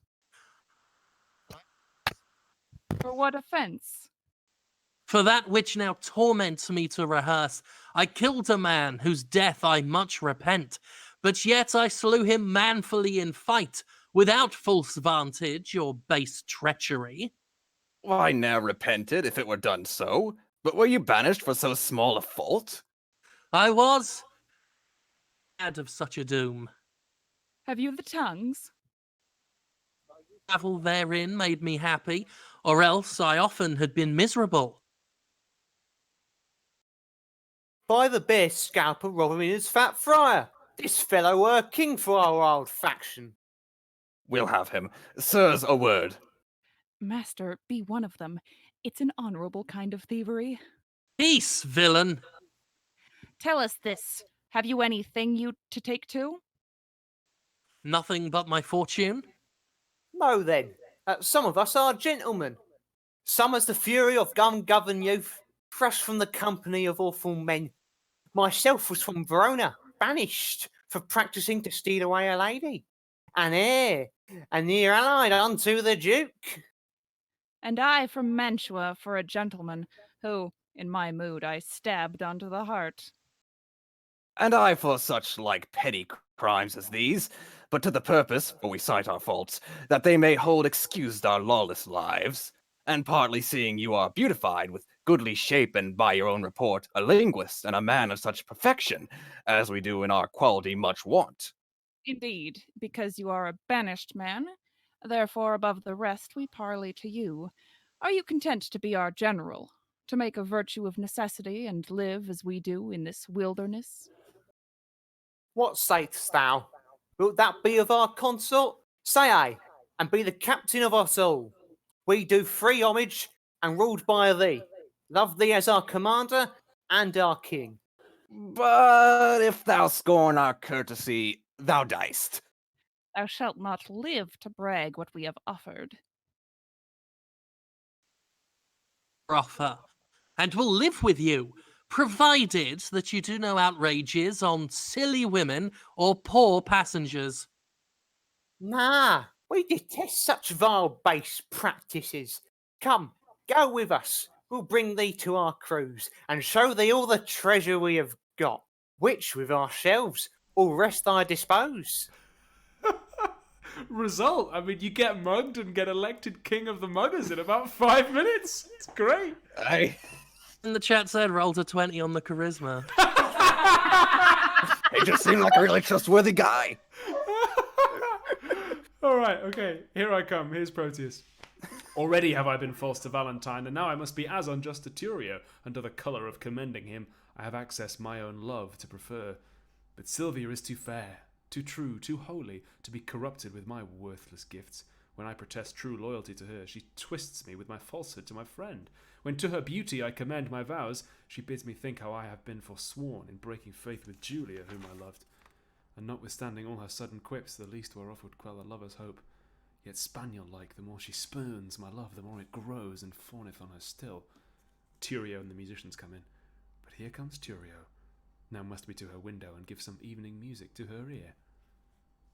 How now, Sir Proteus? Are you crept before us? Aye, gentle Thurio, for you know that love will creep in service where it cannot go. Aye, but I hope, sir, that you love not here. Oh, sir, but I do, or else I would be hence. Who? Silvia? Aye, Silvia. For your sake. I thank you for your own. Now, gentlemen, let's tune, and to it lustily a while. So in comes the host, and Julia is disguised. Julia, my old girlfriend, is disguised as a boy who sneaks in. Now, my young guest, methinks you're melancholy. I pray you, why is it? Merry, mine host, because I cannot be merry. Come, we'll have you merry. I'll bring you where you shall hear music and see the gentleman that you asked for. But shall I hear him speak? Aye, that you shall. That will be music. Hark, hark! Is he among these? Aye, but peace. Let's hear him. Who is Silvia? What is she? That all our swains commend her. Holy, fair, and wise is she. The heavens such grace did lend her. Chord's a little hard. That she might be admired. Is she kind? As she is fair? For beauty lives with kindness. Love doth to her eyes repair. To help him of his blindness, and being helped inhabits there. Then to Silvia let us sing, that Silvia is excelling. She excels each mortal thing upon the dull earth dwelling. To her let us garlands bring. That was astonishing. Unbelievable. How now? Are you sadder than you were before? How do you, man? The music likes you not. You mistake. The musician likes me not. Why, my pretty youth? He plays false, father. How? Out of tune on the strings? Not so, but yet so false that he grieves my very heart. You have a quick ear? I would I were deaf. It makes me have a slow heart. I perceive you delight not in music. Not a whit, when it jars so. Hark! What fine change is in the music. Aye, that change is the spite. You would have them always play but one thing? I would always have one play but one thing. But host, doth this Sir Proteus that we talk on oft resort unto this gentlewoman? I tell you what Launce's old man told me. He loved her out of all Nick. Where is Launce? Gone to seek his dog, which tomorrow, by his master's command, he must carry for a present to his lady.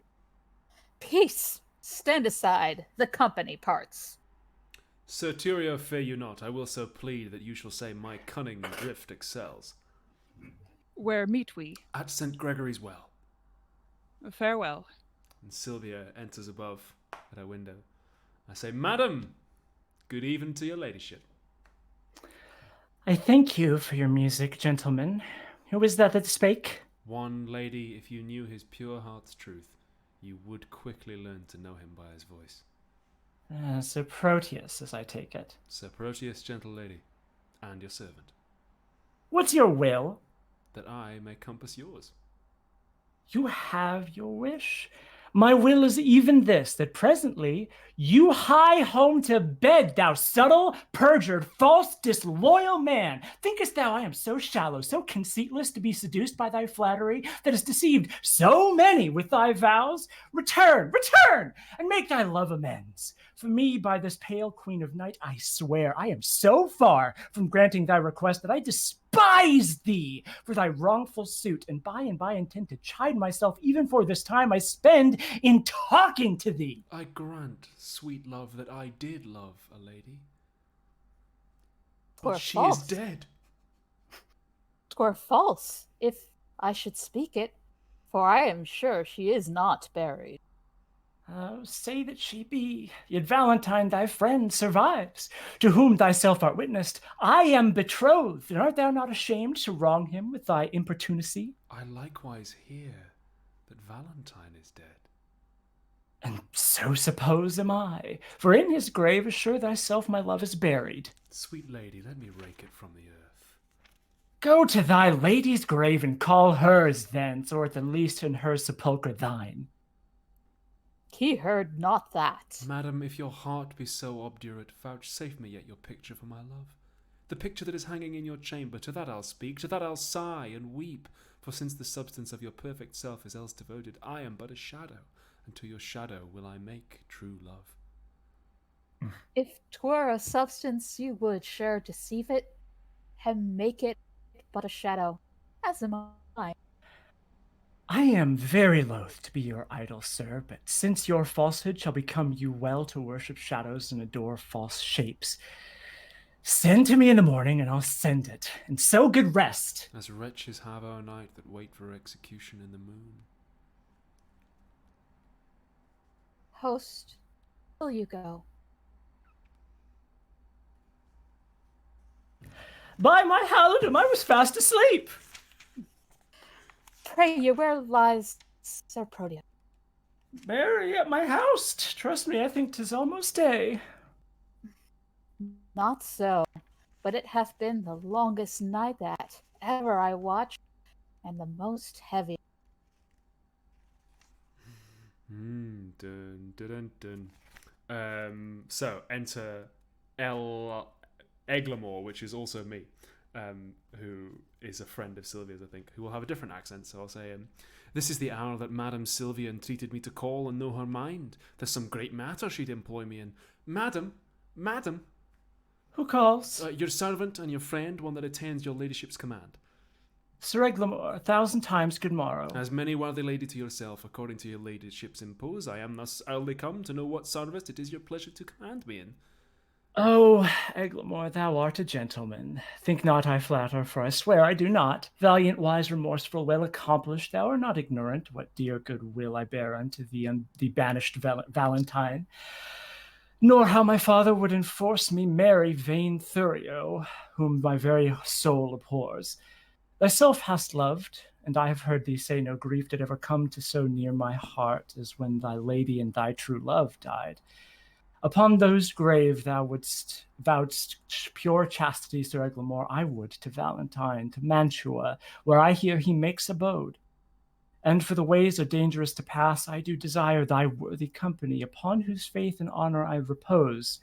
Urge not my father's anger, Eglamour, but think upon my grief, a lady's grief, and on the justice of my flying hence to keep me from a most unholy match, which heaven and fortune still rewards with plagues.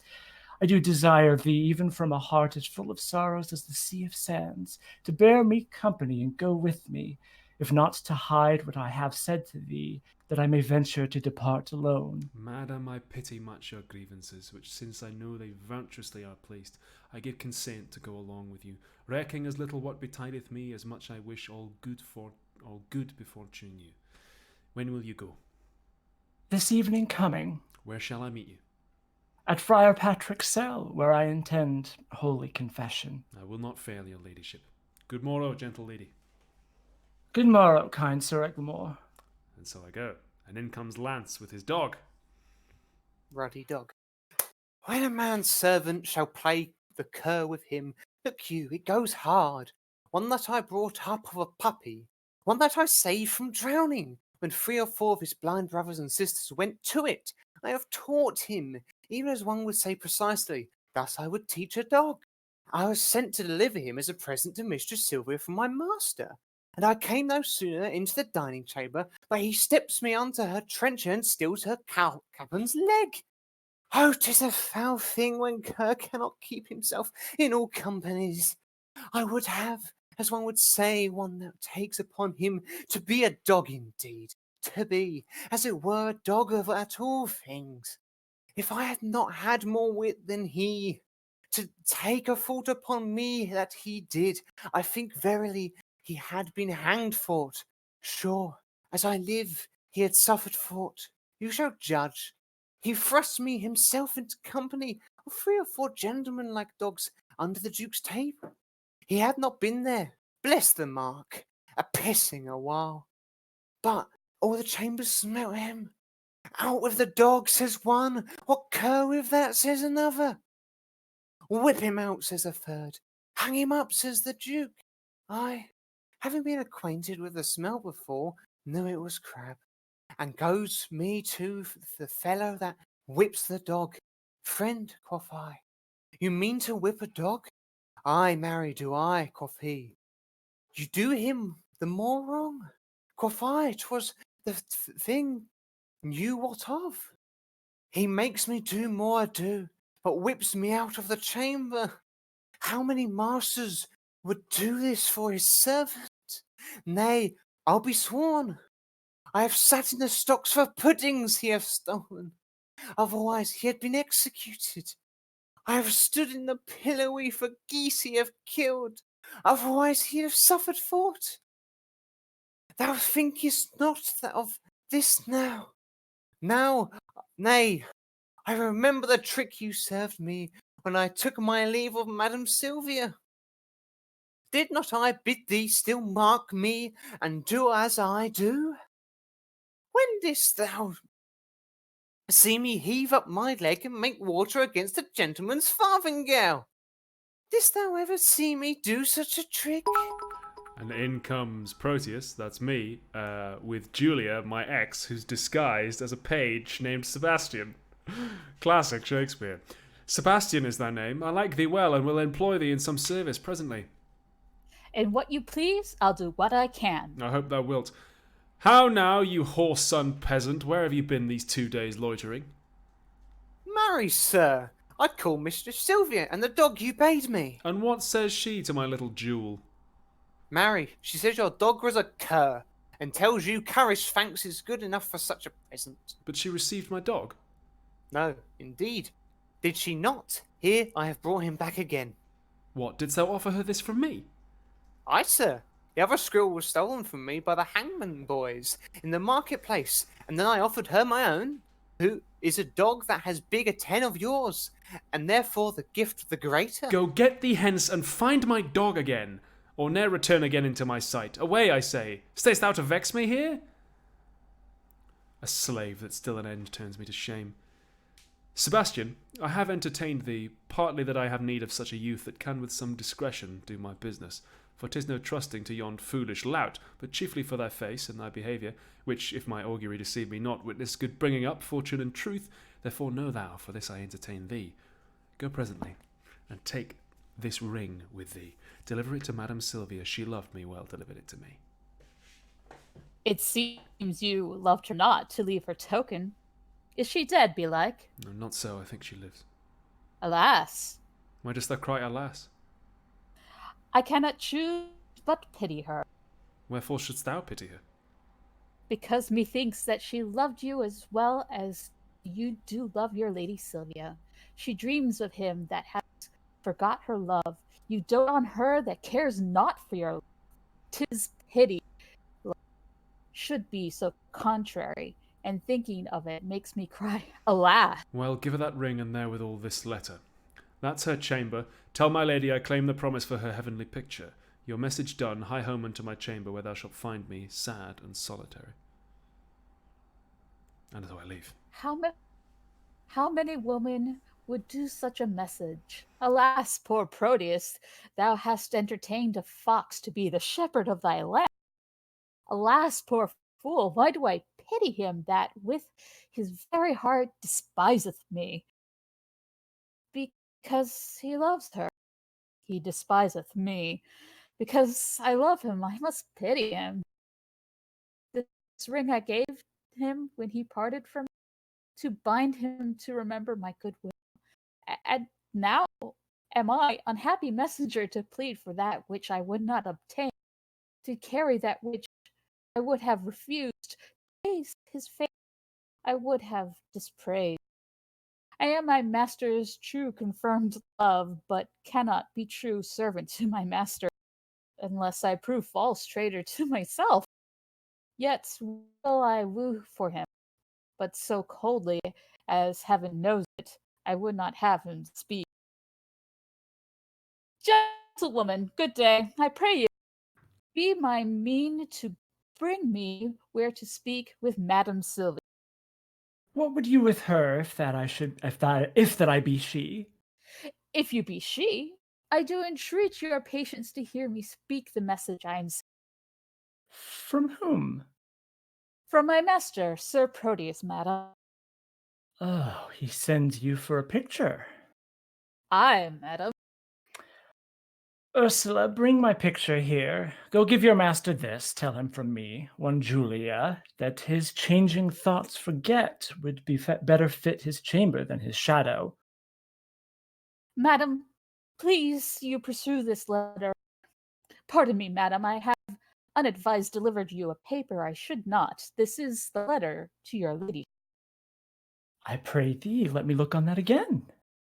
It may not be, good madam. Pardon me. There, hold. I will not look upon your master's lines. I know they are stuffed with protestations and full of new-found oaths, which he will break as easily as I do tear his paper. Madam, he sends your ladyship this ring. The more shame for him that he sends it me, for I have heard him say 1,000 times his Julia gave it him at his departure. Though his false finger have profaned the ring, mine shall not do his Julia so much wrong. She thanks you. What sayest thou? I thank you, madam, that you tender her. Poor gentlewoman, my master wrongs her much. Dost thou know her? Almost as well as I do know myself. To think upon her woes, I do protest that I have wept 100 several times. Belike she thinks that Proteus hath forsook her. I think she doth, and that's her cause of sorrow. Is she not passing fair? She has been fairer, madam, than she is.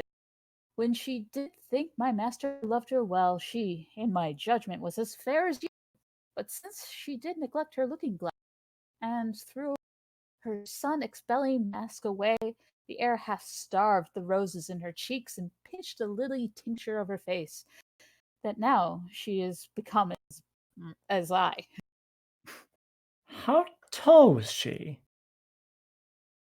About my stature, for at Pentecost, when all our pageants of delight were played, our youth got me to play the woman's part, and I was trimmed in Madame Julia's gown, which served me as fit, all met by all men's judgments, as if the garment had been made for me. Therefore I know she is about my height. At the time I made her weep again, for I did play a lamentable part. Madam, 'twas Ariadne passioning for Theseus's perjury and unjust flight, which I so lively acted with my tears that my poor mistress, moved therewithal, wept bitterly, and would I might be dead in thought, felt not her very sorrow. She is beholding to thee, gentle youth. Alas, poor lady, desolate and left. I weep myself to think upon thy words. Here, youth, there is my purse. I give thee this for thy sweet mistress' sake, because thou lovest her. Farewell. And she shall thank you for it, for if ever you know her, virtuous gentlewoman, mild and beautiful, I hope my master's suit will be but cold, since she respects my mistress' love so much. Alas, how love can trifle with it so. Here is her picture. Let me see, I think if I had such attire, this face of mine were full as lovely as is this of her. And yet the painter flattered her a little, unless I flatter with myself too much. Her hair is auburn, mine is perfect yellow. If that be all the difference in his love, I'll get me such a coloring periwig. Her eyes are grey as glass, and so are mine. But her forehead's low, and mine's as high. What should it be that he respects in her, but I can make respective in myself? If this fond love were not a blinded guide, come, shadow, come and take this shadow up, for 'tis thy rival. O thou senseless form, thou shalt be worshipped, kissed, loved, and adored. And were thy sense in his idolatry, my substance should be stature in thy stead. I'll use thee kindly for thy mistress's sake, that used me so. Or else, by Jove, I vow, I should have scratched out your unseen eyes to make my master out of love with thee. And off goes Julia. And I'll be Eglamour, and I'll milk it a little bit so you've got a little bit of time to try and fix that issue with the mic. But here comes Sir Eglamour, which is me. And I say, the sun begins to gild the western sky, and now it is about the very hour that Silvia at Friar Patrick's cell should meet me. She will not fail, for lovers break not hours unless it be to come before their time, so much they spar their expedition. See where she comes. Mm-hmm. See where she comes. Yes, enter Silvia. Hello. Oh, lady, a happy evening. Sorry, that's my bad. Sorry. Amen, amen. Go on, good Eglamour. Out at the postern by the abbey wall. I fear I am attended by some spies. Fear not. The forest is not 3 leagues off. If we recover that, we are sure enough. And then we exit. And then in comes Thurio, Proteus, and Julia, who is still disguised as Sebastian. Sir Proteus, what says Silvia to my suit? Oh, sir, I find her milder than she was, and yet she takes exceptions at your person. What, that my leg is too long? No, that it is too little. I'll wear a boot to make it somewhat rounder. But love will not be spurred to what it loathes. What says she to my face? She says it is a fair one. Nay, then, the wanton lies. My face is black. But pearls are fair, and the old saying is, black men are pearls in beauteous ladies' eyes. 'Tis true, such pearls as put out ladies' eyes, for I had rather wink than look. How likes she my discourse? Ill when you talk of war. But well when I discourse of love and peace. But better indeed when you hold your peace. What says she to my valor? Oh, sir, she makes no doubt of that. She needs not when she knows it. Cowardice. What says she to my birth? That you are well derived. True, from a gentleman to a fool. Considers she my possessions? Oh, aye, and pities them. Wherefore? That such an ass should owe them. That they are out by lease. Here comes the Duke. How now, Sir Proteus? How now, Thurio? Which of you saw Sir Eglamour of late? Not I. Not I. Saw you my daughter? Neither. Why then, she's fled unto that peasant Valentine, and Eglamour is in her company. 'Tis true, for Friar Launce met them both, as he in penance wandered through the forest. Him he knew well, and guessed that it was she, but being masked, he was not sure of it. Besides, she did intend confession at Patrick's cell this even, and there she was not. These likelihoods confirm her flight from hence. Therefore, I pray you, stand not to discourse, but mount you presently, and meet with me upon the rising of the mountain foot that leads towards Mantua, whither they are fled. Dispatch, sweet gentlemen, and follow me. Why, this it is to be a peevish girl, that flies her fortune when it follows her. All after, more to be revenged on Eglamour than for the love of reckless Silvia. And I will follow more for Silvia's love than hate of Eglamour that goes with her. And I will follow more to cross the love than hate for Silvia that is gone for love. Everyone's running off to the woods. All right, here comes Silvia with the outlaws. The outlaws. Come, be patient. We must bring you to our captain. 1,000 more mischances than this one have learned me how to brook this patiently. Come, bring her away. Where's the gentleman that was with her? Being nimble-footed, he hath outrun us. By Moses and Valerius, follow him. Go through with her to the west end of the wood. There is our captain. You'll follow him that's fled. The thickest, the bestest. He cannot escape. Come, I must bring you to our captain's cave. Fear not, he bears an honourable mind, and will not use a woman lawlessly. Oh, Valentine, this I endure for thee. And here comes the king of thieves himself. Breed a habit in a man. This shadowy desert, unfrequented woods. I better brook than flourishing peopled towns. Here I can sit alone, unseen of any, and to the nightingale's complaining notes tune my distresses and record my woes. O thou that dost inhabit in my breast, leave not the mansion so long tenantless, lest growing ruinous the building fall, and leave no memory of what I was. Repair me with thy presence, Silvia. Thou gentle nymph, cherish thy forlorn swain. What hallowing and what stir is this today? These are my mates that make their wills their law, have some unhappy passenger in chase. They love me well, yet I have much to do to keep them from uncivil outrages. Withdraw thee, Valentine. Who's this comes here? Enter Proteus, Silvia, and Julia, still disguised as Sebastian. Madam, this service I have done for you, though you respect not aught your servant doth, to hazard life and rescue you from him that would have forced your honour and your love. Vouchsafe me for my meed, but one fair look. A smaller boon than this I cannot beg, and less than this I'm sure you cannot give. A dream is this I see and hear. Love, lend me patience to forbear a while. Oh, miserable and happy that I am. You were, madam, ere I came. But by my coming, I have made... I've read the wrong. I'm so sorry, sir. That's all right. Unhappy were you, madam, ere I came, but by my coming I have made you happy. By thy approach, thou makest me most unhappy. And me when he approaches to your presence. Had I been seized by a hungry lion, I would have been a breakfast to the beast rather than have false Proteus rescue me. Oh, heaven, be judge how I love Valentine, whose life's as tender to me as my soul, and full as much for more there cannot be. I do detest false perjured Proteus. Therefore be gone, solicit me no more. What dangerous action, stood it next to death, would I not undergo for one calm look? Oh, 'tis the curse in love, and still approved when women cannot love when they're beloved.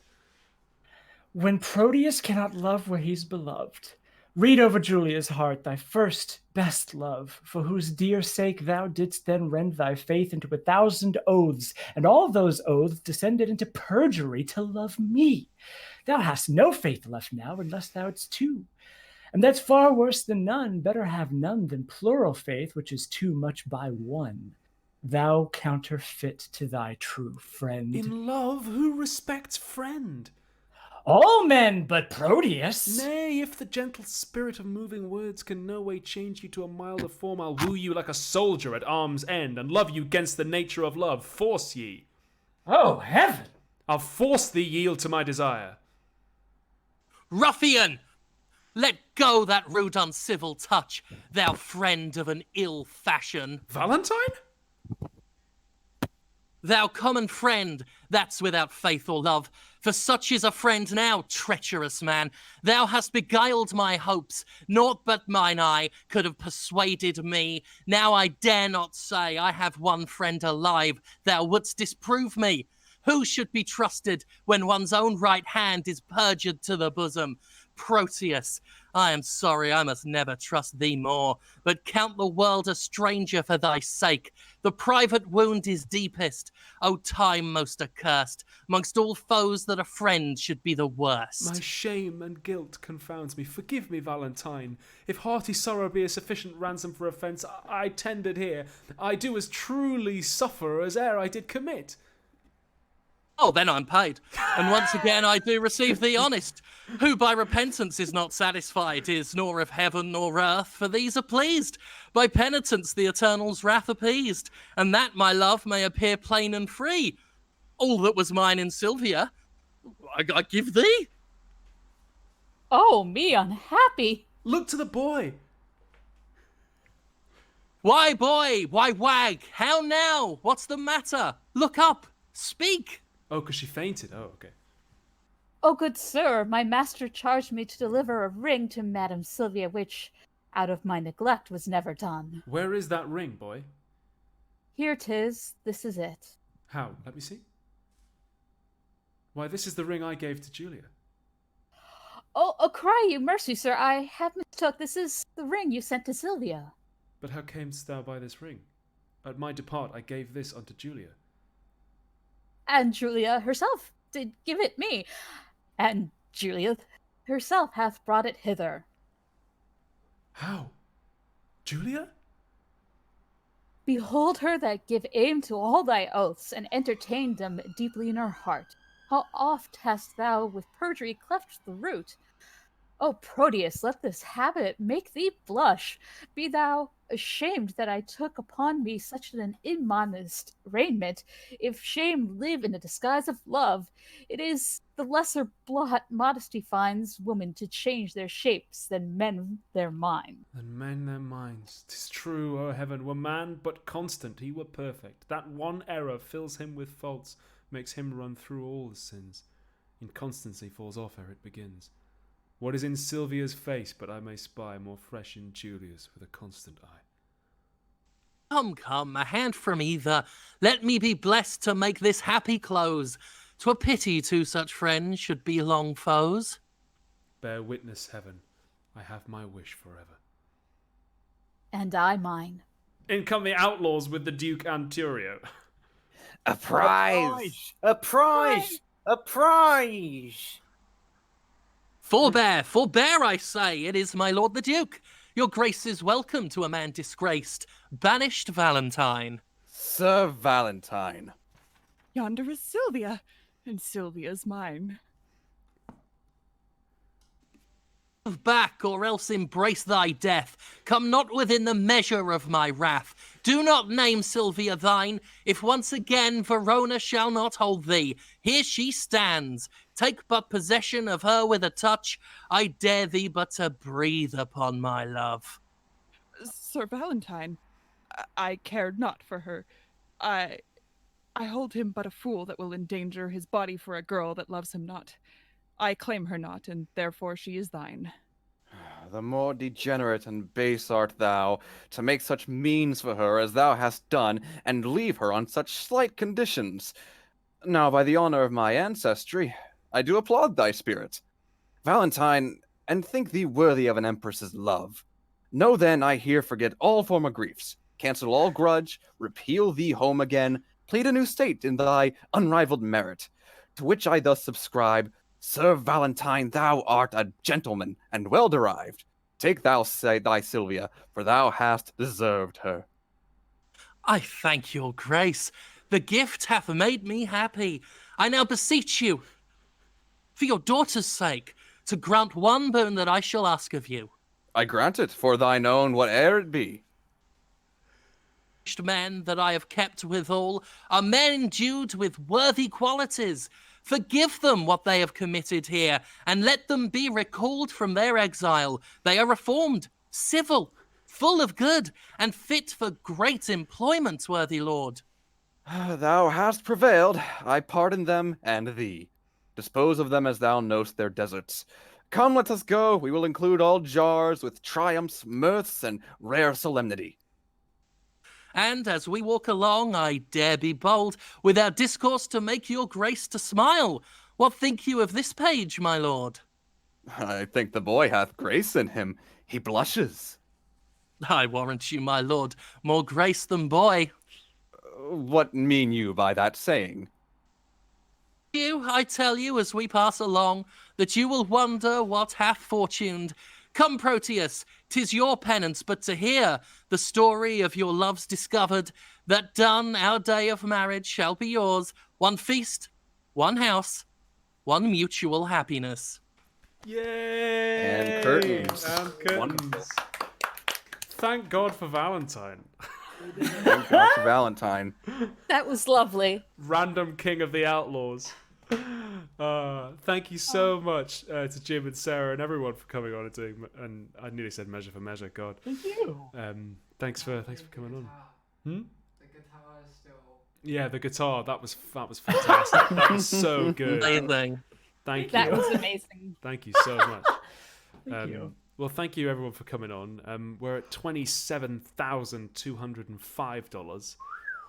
Nice. Oh, wow. Bravo. And we've, that's 3 plays down, and what, like 33 more to go. Oh. So next up is Richard II. I'll take a 15-minute break and have a cup of tea and maybe a chocolate button, and then we'll move on to Richard II. But all right, let's go to intermission. Thanks everybody. It was great. Thank you. Bye. It was an honor. Absolutely.